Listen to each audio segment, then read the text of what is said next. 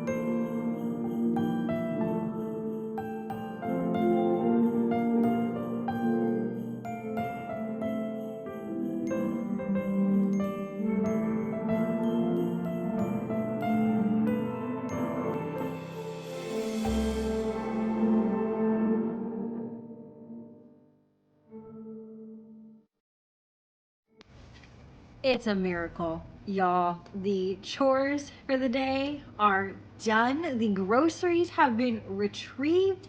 And now I literally just get to sit here and knit until I have to head over to school. I'm probably gonna go a little bit early to get some work done before we go out to dinner with everyone, but I get to relax, catch up on Vlogmas. I didn't do my Advent stripe on my socks yesterday, so I have 2 stripes to do today on that, but now I just get to knit, and I love it because I got a lot of gift knitting that I gotta do, so I better go get going on that.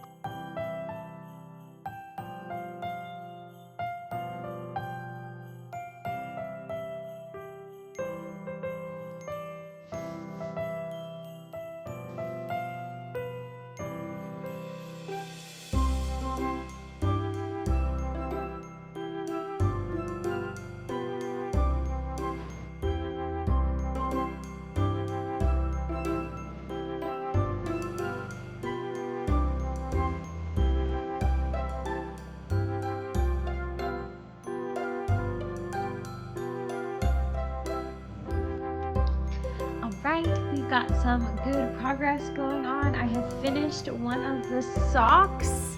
I'm so excited. This is one of the gifts that I'm doing that needs to be done by this coming week, and thank goodness I had the foresight to do this as a DK weight sock. It is actually fingering weight held double, which is my first time doing that, and so I think it came out really nice, really clean. You can kind of see the Stellina, and let me pull the tag.